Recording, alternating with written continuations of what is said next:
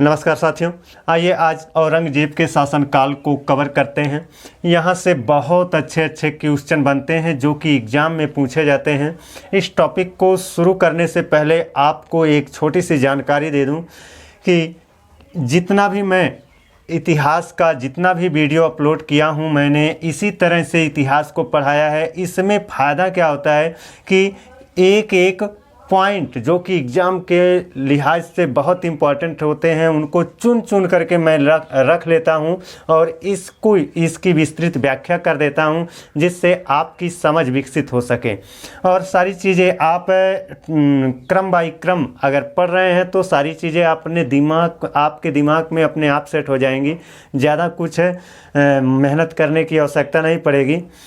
तो यही मेरा कहना है कि यहाँ से कुछ भी नहीं छूटेगा और बहुत कम समय में ये टॉपिक आप तैयार कर लेते हो। यही टॉपिक अगर अन्य चैनल पर आप पढ़ते हो तो वहाँ पर यही टॉपिक औरंगजेब का ही टॉपिक अगर पढ़ रहे हो तो 1.5 घंटे से पहले ये कंप्लीट नहीं होगा और जितनी जानकारी दी जाएगी शायद इससे कम ही रहेगी। इसलिए आप लोगों से रिक्वेस्ट है कि आप लोग अगर तैयारी कर रहे हैं तो हमारे चैनल पर जो वीडियोज़ पड़े हुए हैं इतिहास के, उनको टॉपिक बाई टॉपिक मैंने अपलोड किया है, वहाँ से देख करके आप अपनी तैयारी को कर सकते हैं। चलिए आज का टॉपिक शुरू करते हैं। औरंगजेब का जो शासन काल रहा वो 1658 से 1707 ईस्वी तक रहा। और ये औरंगजेब आप जानते हैं किसका लड़का है? शाहजहां का लड़का है। और शाहजहां के 4 पुत्र थे, 3 पुत्रियां थीं। उन चारों पुत्रों में ये जो औरंगजेब है देखिए, शाहजहां के जीवन के अंतिम समय में ना उत्तराधिकार का युद्ध हो गया था और उस उत्तराधिकार के युद्ध में 4 युद्ध हुए थे। उन चारों युद्धों में ये औरंगजेब जीत जाता है और जीतने के पश्चात अंततः इसी को शासन सत्ता प्राप्त होती है और ये शासक बनता है। तो इसका जन्म कब हुआ है, यहाँ से क्वेश्चन पूछा जाता है। तो इसका जन्म 3 नवंबर 1618 ईस्वी को हुआ था। कहाँ हुआ था? दोहद, उज्जैन में जो पड़ता है, उज्जैन के समीप में जो दोहद है वहीं पर इसका जन्म हुआ था। आप इसका जन्म याद रखेंगे, 3 नवंबर 1618 ईस्वी को इसका जन्म हुआ था। इसके पिता का नाम क्या था? पिता था शाहजहां और माता का नाम क्या था? अर्जुमंद बानो बेगम, जिनको मुमताज़ महल के नाम से भी जाना जाता है, जिनके कब्र के ऊपर तुम्हारा ताजमहल बना है आगरा में, वही है अर्जुमंद बानो बेगम। इन्हीं को मुमताज़ महल की उपाधि दी गई थी और इन्हीं के लड़के थे औरंगजेब। औरंगजेब के गुरु का क्या नाम है?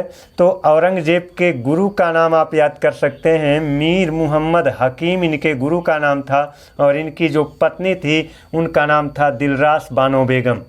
आपने कई बार एग्ज़ाम में या प्रैक्टिस सेट वगैरह सॉल्व करते होंगे तो पाए होंगे कि बीबी का मकबरा औरंगजेब ने बनवाया था। इसकी जो पत्नी दिलरास बानो बेगम थी, इन्हीं की मृत्यु पर इन्हीं का ये मकबरा था। दिलरास बानो बेगम का मकबरा ही बीबी का मकबरा कहलाता है और उसको बनवाया था किसने? औरंगजेब ने।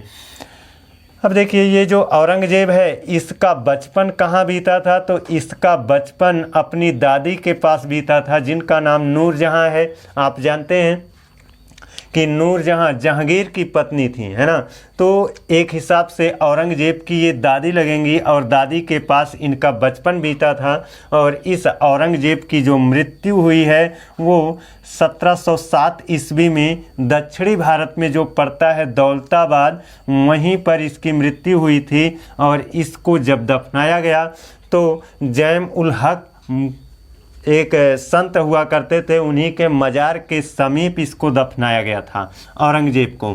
आप जानते हैं औरंगजेब बहुत ही कट्टर सुन्नी मुसलमान था और इसने मृत्यु से पहले अपने मृत्यु की इच्छा व्यक्त करते हुए इसने कहा था कि मेरे मरने के बाद मेरा मकबरा वगैरह ना बनवाया जाए। तो उसी साधारण तरीके से ही इसको दफनाया गया। इसका कोई मकबरा वगैरह नहीं है, लेकिन इसको दफनाया कहाँ गया है?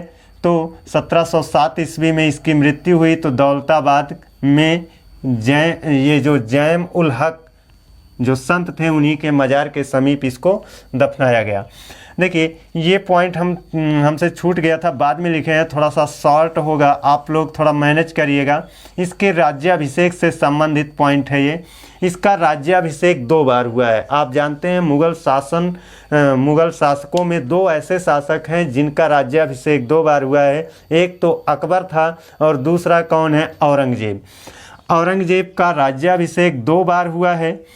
एक तो जब वह समूहगढ़ का युद्ध लड़ता है और अपने बड़े भाई, सबसे बड़े भाई दारा शिकोह को पराजित करता है, तो पराजित करने के संदर्भ में वह ये मान लेता है कि अब दारा शिकोह पुनः वापस लौट कर नहीं आएगा, तो उसने क्या किया, आगरा में 31 जुलाई 1658 ईस्वी को अपना राज्याभिषेक कर लिया। लेकिन पुनः दारा शिकोह का आगमन होता है, आक्रमण होता है, तो औरंगजेब को पुनः अपने बड़े भाई दारा शिकोह से युद्ध लड़ना पड़ता है, जो देवराई का युद्ध होता है। और ये देवराई का युद्ध जब जीत जाता है औरंगजेब, तो 16 मई 1669 ईस्वी को ये अपना दोबारा राज्याभिषेक कराता है। तो इतना जानते रहिए कि औरंगजेब भी एक ऐसा शासक है जो लंबे समय तक शासन किया और 2 बार राज्याभिषेक हुआ है। एक समूहगढ़ युद्ध को जीतने के पश्चात, दूसरा देवराई का युद्ध जीतने के पश्चात। किसके खिलाफ ये युद्ध जीता था, तो अपने सबसे बड़े भाई दारा शिकोह के विरुद्ध यह युद्ध जीत करके अपना 2 बार राज्याभिषेक कराया है। अब चलिए देखते हैं परीक्षा के दृष्टि से कुछ महत्वपूर्ण पॉइंट जहां से एग्जाम में क्वेश्चन आते हैं, है ना। तो इस पहला महत्वपूर्ण पॉइंट क्या है कि ये औरंगजेब जो था वो कट्टर सुन्नी मुसलमान था, कट्टर सुन्नी मुसलमान था। और इस कट्टर सुन्नी मुसलमान के द्वारा ये जो औरंगजेब है ना, इसका हिंदू के प्रति इसकी अपनी कठोर नीति थी। और उसी कठोर नीति के चलते इसने क्या किया था, 1669 ईस्वी में हिंदू मंदिरों को तोड़ने का आदेश दिया था। हिंदू मंदिरों को तोड़ने का इसने आदेश दिया था, कब, 1669 ईस्वी में। और जब आदेश मिल गया तो उसी सिलसिले में बनारस का विश्वनाथ मंदिर, मथुरा का केशव मंदिर, गुजरात का सोमनाथ मंदिर इसके द्वारा तुड़वाए गए थे। यानी इसने जब हिंदू मंदिरों को तोड़ने का आदेश दिया तो उसी का नतीजा था कि बनारस का विश्वनाथ मंदिर, मथुरा का केशव मंदिर और गुजरात का सोमनाथ मंदिर तुड़वाया गया था। अब ये औरंगजेब, आपको मैंने पहले ही बता दिया कि ये इस औरंगजेब की जो धार्मिक नीति थी हिंदुओं के प्रति काफ़ी कठोर थी। यानी हिंदू धर्म के प्रति ये बहुत कठोर नीतियों को अपनाता था। और उसी के सिलसिले में इसने क्या किया, औरंगजेब ने हिंदू जो त्यौहार होते हैं जैसे झरोखा दर्शन, तुलादान, संगीत, दिवाली, होली, तिलक लगाना, ये सब जो त्यौहार होते हैं ये हिंदू त्योहारों को इसने प्रतिबंधित कर दिया। इसको मनाए जाने के लिए इसने रोक लगा दी, है ना। और इसने न केवल हिंदू त्योहारों पर रोक लगाई बल्कि इसने उन चीज़ों पर भी रोक लगाई जो ये, क्योंकि ये सुन्नी मुसलमान था, शरीयत के अनुसार चलने वाला था, तो शरीयत के अनुसार जो चीज़ें उसको सही लगती थी वही करना चाहता था। तो इसने क्या किया, जो मुस्लिमों के द्वारा नौरोज़ त्यौहार मनाया जाता था, सिजदा और पैबोस प्रथा थी, और सिक्कों पर कलमा खुदवाने का जो प्रचलन था, इन सब पर इसने रोक लगा दिया था। क्यों? क्योंकि ये सुन्नी मुसलमान था, शरीयत के अनुसार चलता था। और शरीयत क्या होता था, एक बहुत कठोर कानून होता था और उसके तहत ये सभी चीज़ें वर्जित बताया गया है। इसलिए इसने मुसलमानों में भी नौरोज़ उत्सव को बंद करवाया, सिजदा और पैबोस प्रथा को भी बंद करवाया। आप जानते हैं जिसको बलबन ने सबसे पहले शुरू करवाया था। और सिक्कों पर कलमा लिखा जाता था, खुदवाया जाता था। ये सिक्के हिंदुओं के पास भी जाते थे, इसलिए उसने क्या किया, कलमा खुदवाने का जो प्रथा प्रचलन था उस पर भी रोक लगा दिया। क्यों? क्योंकि ये सिक्के हिंदुओं के पास भी जाते थे, जिस वजह से इसने इस पर रोक लगाई।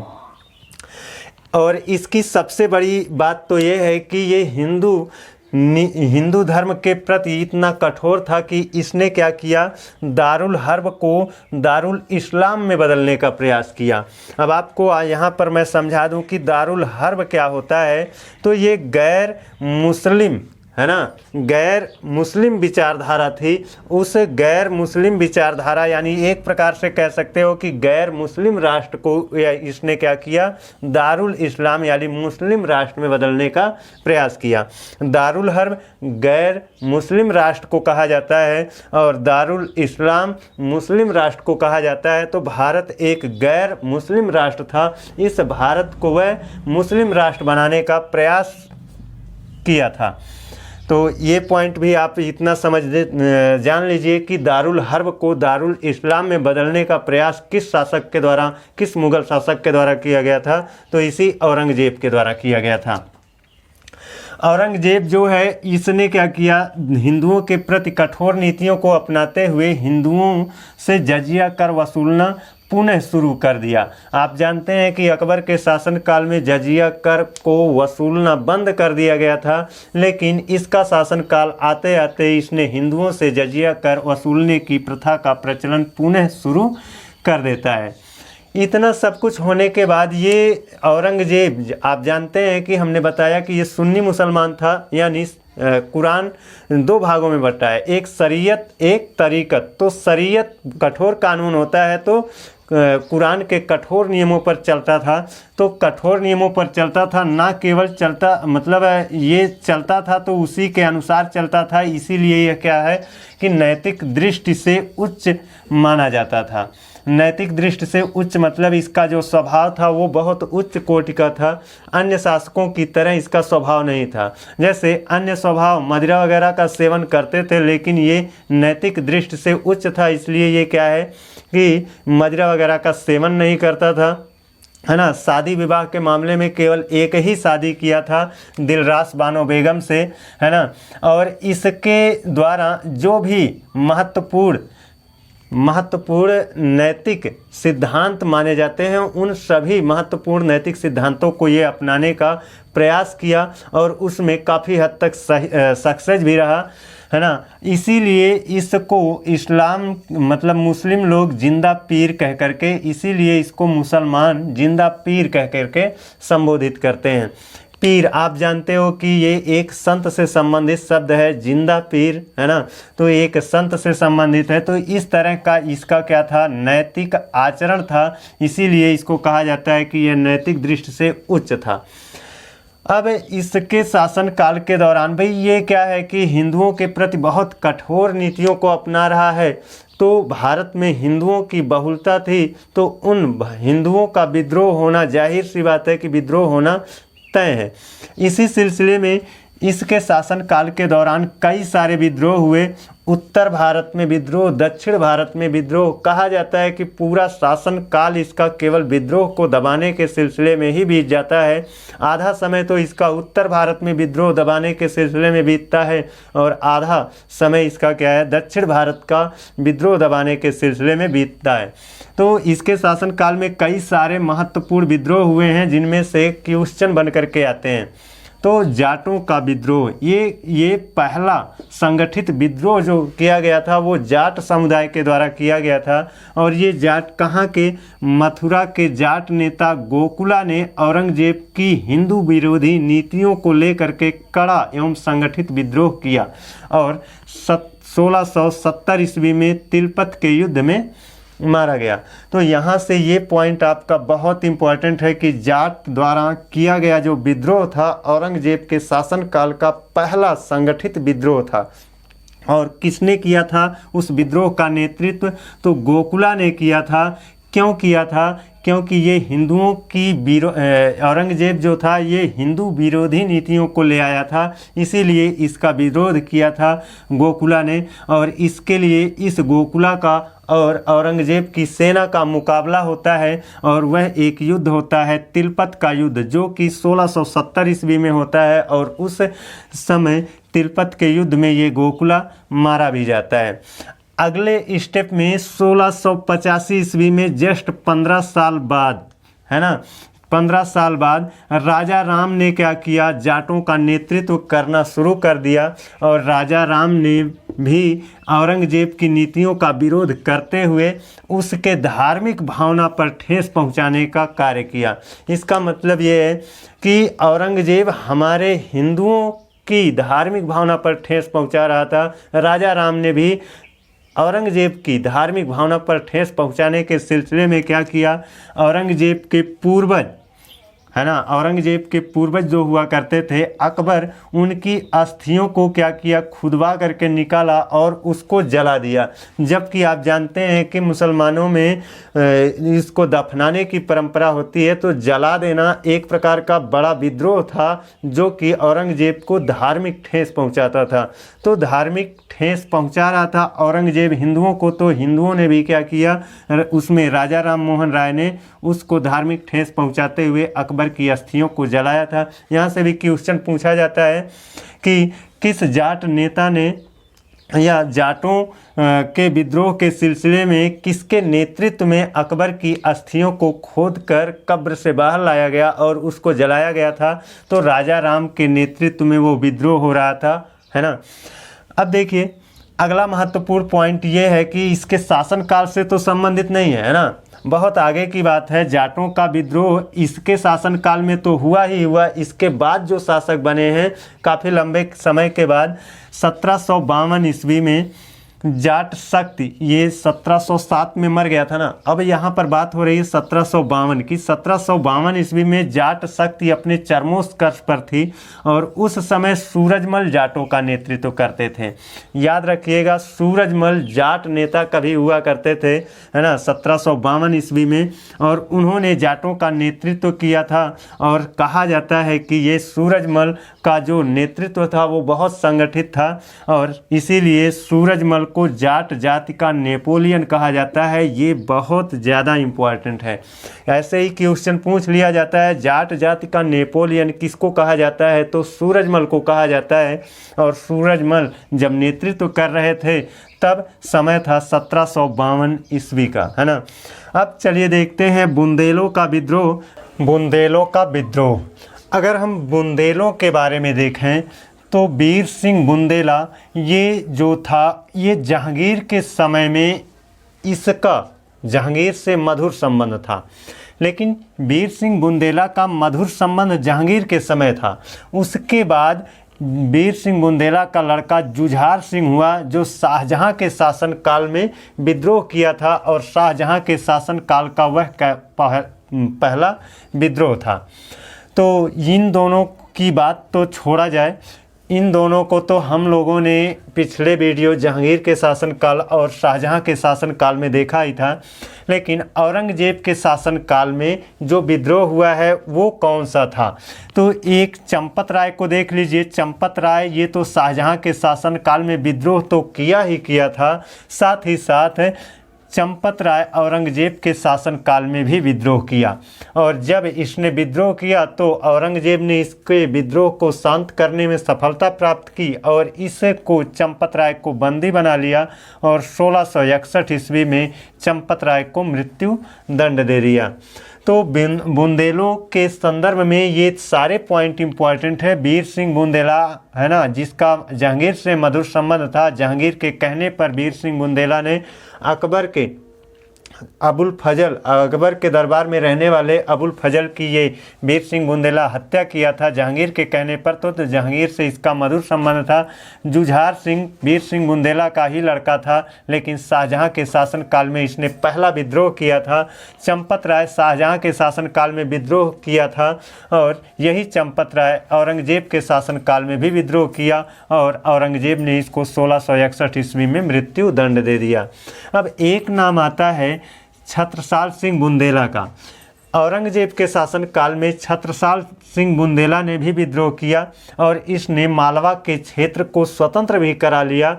लेकिन औरंगजेब ने इसको माफ़ कर दिया। कारण ये था कि ये छत्रसाल सिंह बुंदेला कभी औरंगजेब के साथ मिल करके दक्षिण में महत्वपूर्ण भूमिका निभाया था। जब औरंगजेब का पिता शाहजहां शासन कर रहा था, उस समय औरंगजेब दक्षिण भारत में था प्रशासक के रूप में। उसी समय छत्रसाल सिंह बुंदेला औरंगजेब का सहयोगी हुआ करता था, इसलिए औरंगजेब ने इसको माफ़ कर दिया। अब देखते हैं सतनामियों का विद्रोह। औरंगजेब के शासनकाल में सतनामियों का विद्रोह हुआ था। सतनामियों को मुंडिया भी कहा जाता है, क्योंकि ये जो सतनामी होते हैं बाल का, सिर पर जो बाल होता है उसका मुंडन करा करके हमेशा रखते थे, इसलिए इनको मुंडिया भी कहा जाता है। और विद्रोह क्यों हुआ था? इन लोगों ने विद्रोह इसलिए किया क्योंकि मुग़ल सेना द्वारा एक सतनामी की हत्या कर दी गई, और एक सतनामी की जब हत्या कर दी गई तो कहा जाता है इन सतनामियों ने कई मुग़ल सैनिकों की हत्या कर दी, और उस सिलसिले में कई मुग़ल सेनापतियों की भी हत्या की, और इसी में बात आगे बढ़ गई और सतनामियों का औरंगजेब के विरुद्ध विद्रोह हो गया। और ये जो सतनामी है ये नारनौल और मेवात के क्षेत्र में रह करके विद्रोह कर रहे थे। तो ये भी आप ध्यान में रखिएगा कि सतनामियों का विद्रोह क्षेत्र नारनौल और मेवात में था, है ना। और इस सतनामियों के विद्रोह में जो मुख्य नेतृत्व करता था वो 1672 ईस्वी में सिकंदर था। सिकंदर एक व्यक्ति था, सतनामियों का लीडर हुआ करता था, नेतृत्व करता हुआ करता था, और उसी के नेतृत्व में 1672 ईस्वी में औरंगजेब के विरुद्ध सतनामियों ने विद्रोह किया था। अब चलते हैं सिखों का विद्रोह। सिखों का विद्रोह, जितने भी विद्रोह हुए हैं उन सब में सबसे महत्वपूर्ण विद्रोह है सिखों का विद्रोह। सिखों का विद्रोह कैसे हुआ? आप जानते हैं कि जिस समय औरंगजेब शासन कर रहा था उस समय सिख धर्म में 9वें धर्मगुरु के रूप में थे गुरु तेग बहादुर, और गुरु तेग बहादुर ये 9वें धर्मगुरु के रूप में थे। औरंगजेब की नीति थी ये कि भारत जो कि एक हिंदू राष्ट्र है उसको ये इस्लामिक राष्ट्र बनाना चाहता था।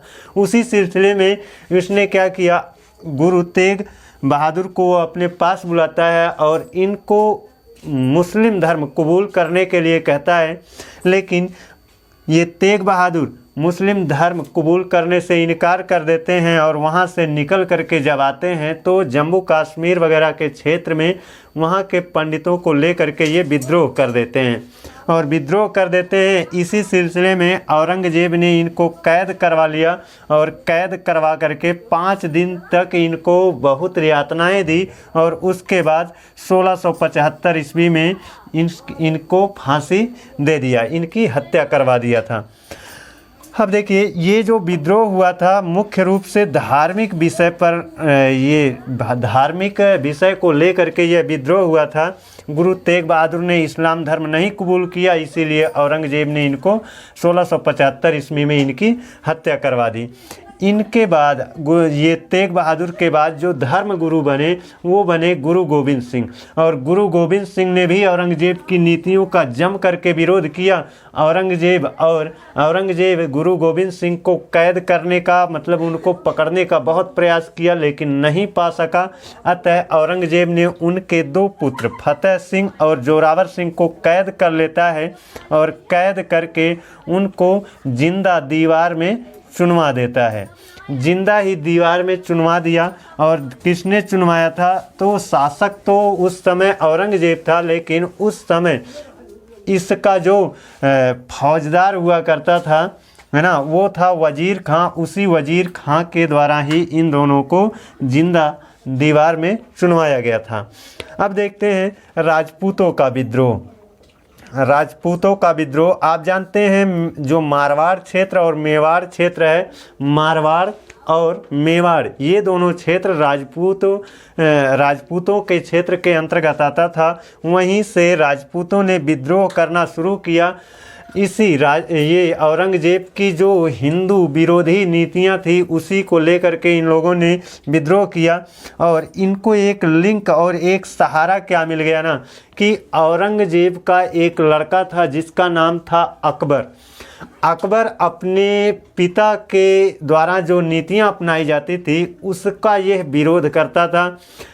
नतीजा ये निकला कि औरंगजेब का लड़का अकबर भी इस औरंगजेब का विरोधी निकल गया, और वह भी क्या किया, औरंगजेब का विरोध करने के सिलसिले में इन्हीं राजपूतों से आकर के मिल जाता है। और राजपूत उसको ले करके क्या करते हैं कि मतलब लालच देते हैं कि हम तुम्हारे पिता के विरुद्ध विरोध कर रहे हैं, तुम हमारे साथ रहोगे तो हम तुम्हारे पिता को गद्दी से हटा करके तुमको राजा बना देंगे, शासक बना देंगे। उसी सिलसिले में ये अकबर जो कि औरंगजेब का लड़का था इनके साथ मिल जाता है और विद्रोह करता है।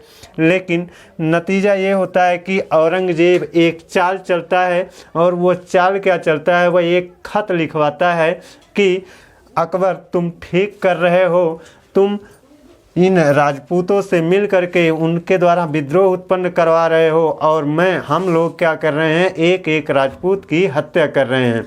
ये खबर इन राजपूतों के खेमे में फैल जाती है। अतः ये राजपूत जो मेवाड़ और मारवाड़ क्षेत्र के राजपूत थे वे अकबर से नाखुश हो जाते हैं और अकबर का साथ छोड़ देते हैं।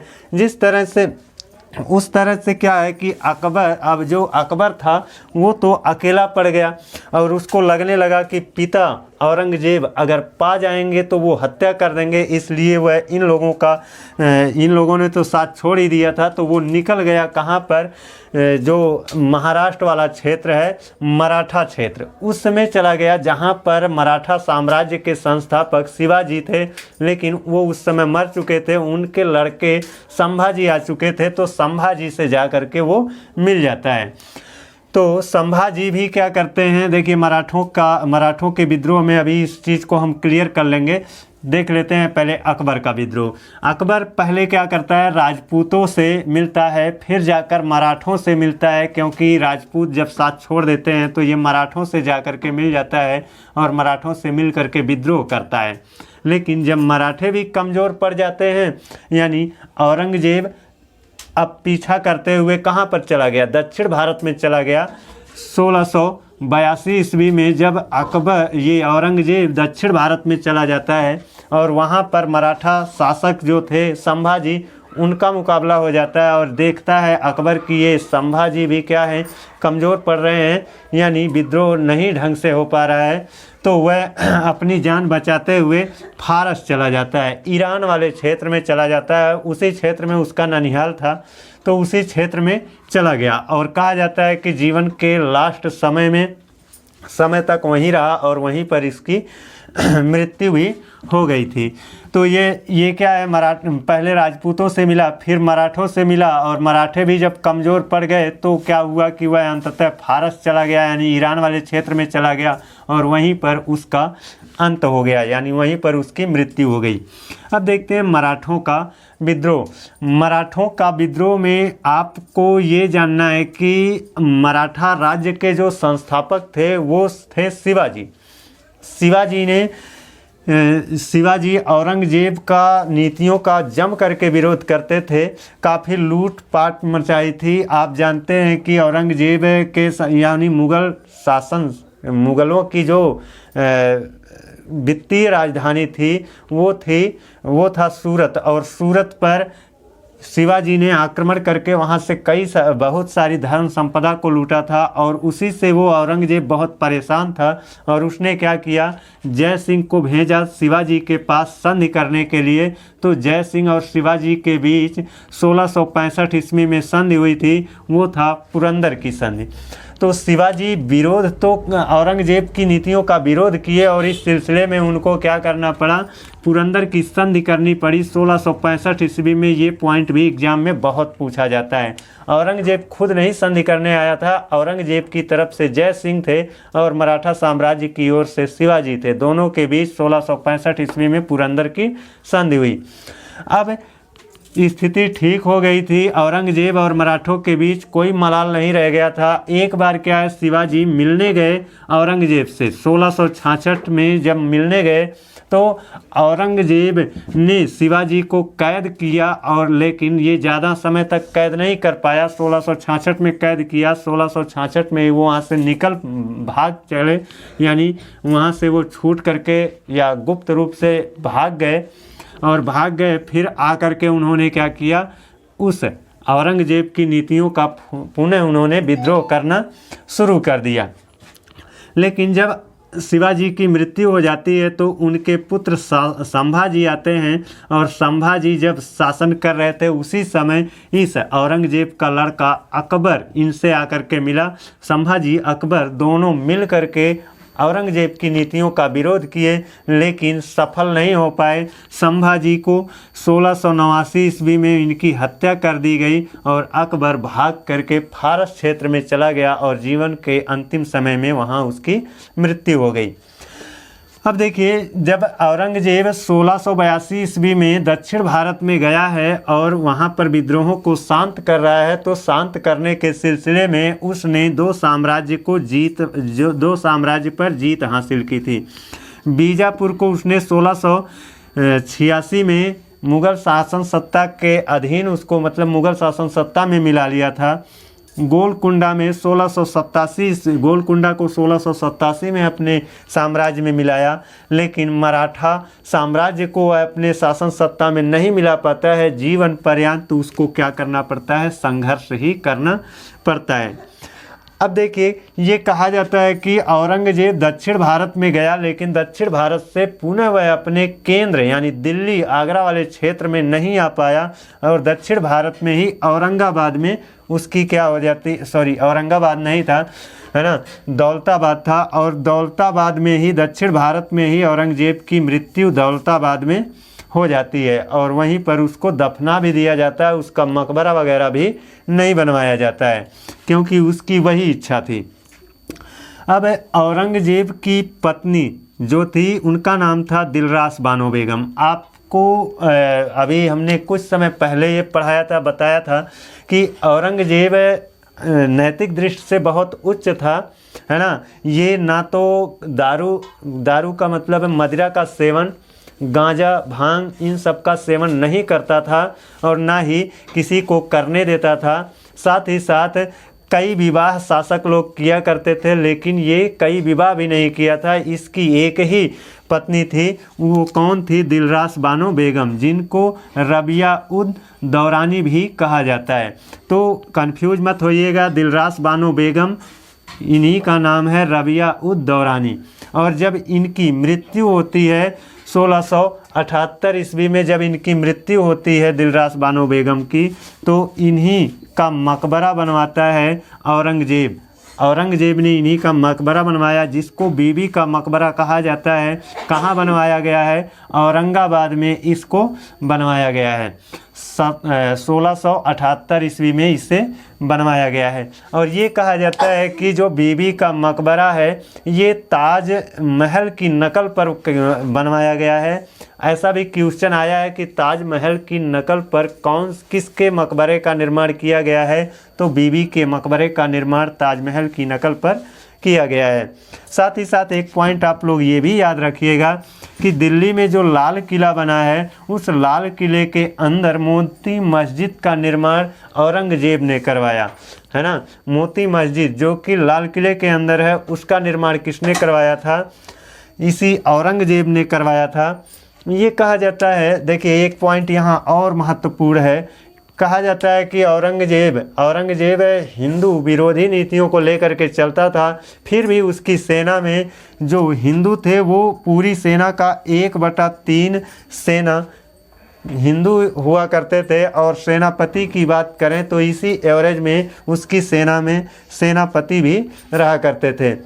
और इसने जो जजिया कर वसूलने का प्रचलन शुरू किया था, तो जजिया कर को इसने कई कैटेगरी में बांटा था। जिसकी जैसी आमदनी थी, उसी के आधार पर वह उनसे जजिया कर वसूला करता था। कहा जाता है कि जजिया कर वसूलने के सिलसिले में वह कई जगह पर छूट दे रखा था, जैसे कि जो अभी बालिग नहीं हुए हैं, बच्चे हैं, तो उन पर जजिया कर नहीं लगता था।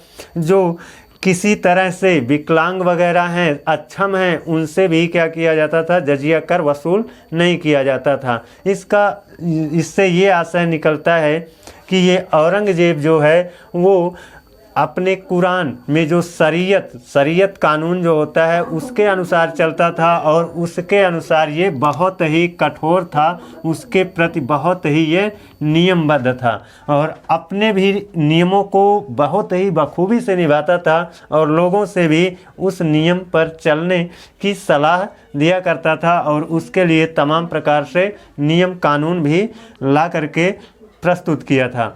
तो ये सारा का सारा पॉइंट जो था वो औरंगजेब के शासनकाल से संबंधित था, जिसमें आप लोगों ने बहुत सारे पॉइंट को देखा। कोई भी ऐसा पॉइंट नहीं है जो छूटा हो, है ना। सारे के सारे पॉइंट क्लियर भी हो गए होंगे, इतना तो उम्मीद और आशा मुझको है।